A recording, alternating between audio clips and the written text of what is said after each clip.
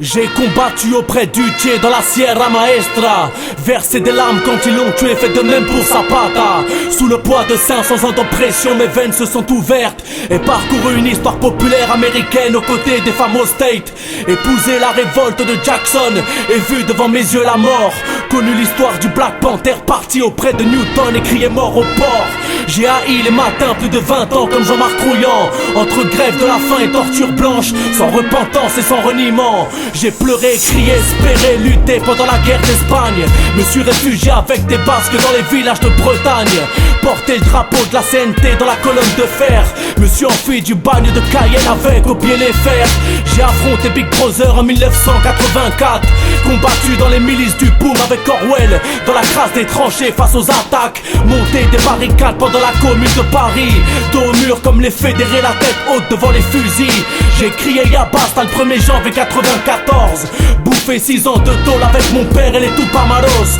Pris d'assaut l'ambassade du Japon avec le MRTA. Levé la calache et le poing en hommage à Nestor Serpa. J'ai connu Bader, la RAF, les brigades rouges et les CCC. Violer vive la Palestine auprès des militants du FPLP. J'ai vu Carlo Giuliani tomber sous les balles de la police du capital. Concentré tellement de rage dans mes putains de veines, prêt à exploser comme un black bloc à Seattle ou à Gênes. J'ai arpenté le couloir de la mort auprès de Léonard Peltier et de Moumia. Lutté pour l'indépendance du Sahara et crevé dans les prisons de Kenitra.